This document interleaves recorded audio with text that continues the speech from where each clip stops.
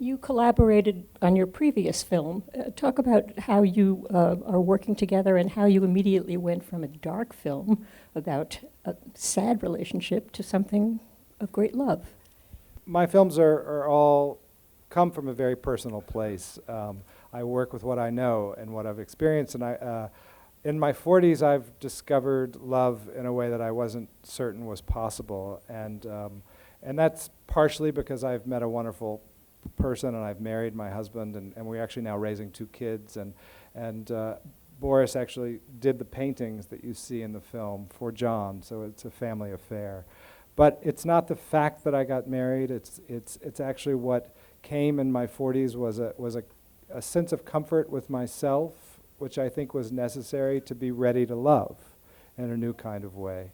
And so the film really contains that optimism that I feel about love.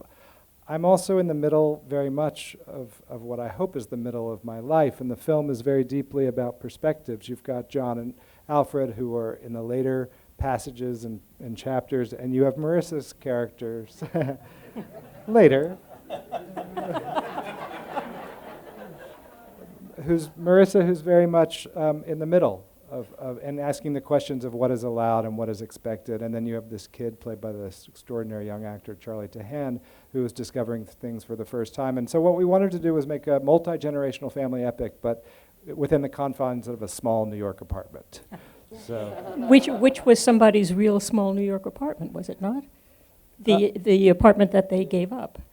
Yes, the apartment that you see at the opening of film is actually, we ran into, looking on locations, it's actually in Jackson Heights, and it's a couple, 2 men who had been together for 47 years, I believe. We called them the real Ben and George, and they let us into our home.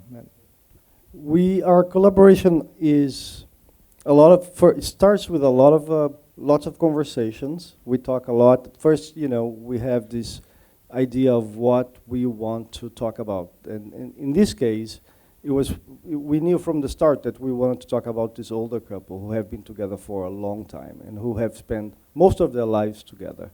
From that point on, we just have lots of conversations. We watch lots of movies, and we end up picking up scenes and interesting interesting scenes, and we develop the characters and the scenes together, and then later on I go on my own and I write I give structure and form to the ideas, and I come up with a first draft, and then there's a lot of back and forth. I send the first draft, and in this case I was very surprised that the first draft was really well received by Ira immediately, because usually it's rougher. But I think we had the story in our minds so well. I mean, we developed the characters and the arcs.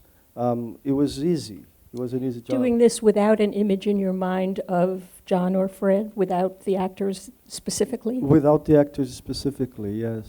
Yeah, I mean, we draw a lot on real people. The film is ultimately handed over to these wonderful people, but I think in the process we're thinking of people we know, including, I think, for both of us, our parents. My mother's been with my stepfather for 43 years, and my parents have been together for more than 50 years, and that was a big inspiration. Was there rehearsal, exercise, trust falls, anything that you did in order to fall in love with each other so naturally? I had known Fred for 20 years, and I'd never worked with him. I wouldn't say we were close friends, but we were very, very good friends, mainly through mutual friends. In particular, we had a dear friend, a character actress, Eileen Getz, who in her 40s passed away of cancer, had a terrible death, and Fred and I and several other of her good New York actor friends would hang out in her hospital ward. And that was when I first really got to know Fred and discovered what just a real mensch he was, what a big heart and what a compassionate and funny man he is.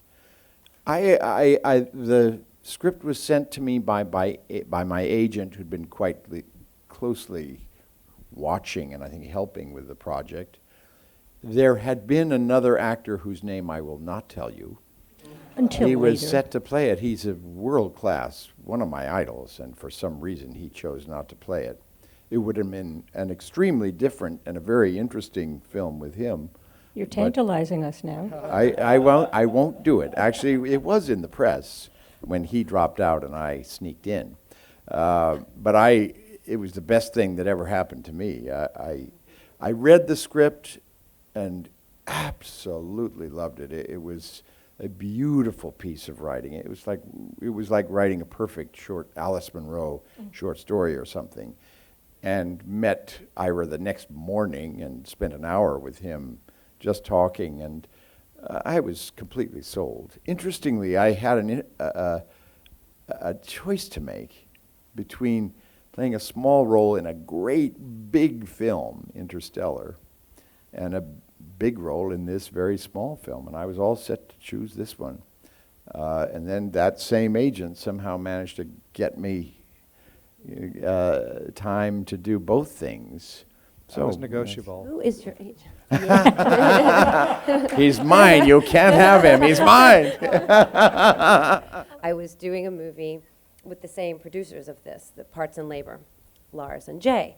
And we were working on a movie that I was co-producing with them, actually, and that my friends had written. And they were about to go into this movie. And someone dropped out. And so we were all on the set together. And so I said I'm a great admirer of Ira's. And my eyes lit up at the possibility that there might be an opening there. And so that's how I got involved. I knew I wanted to do it without even having read the script. You're the one woman among men and boys. I mean, it's a household full of, there's the son, there's the strange Vlad. What's going on with those two?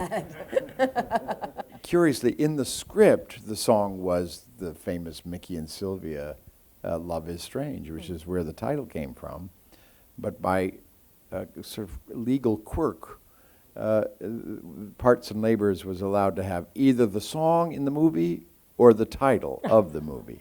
And they chose the title and went out and found Baby You Got What It Takes, which is a much better song, a wonderfully upbeat and rock.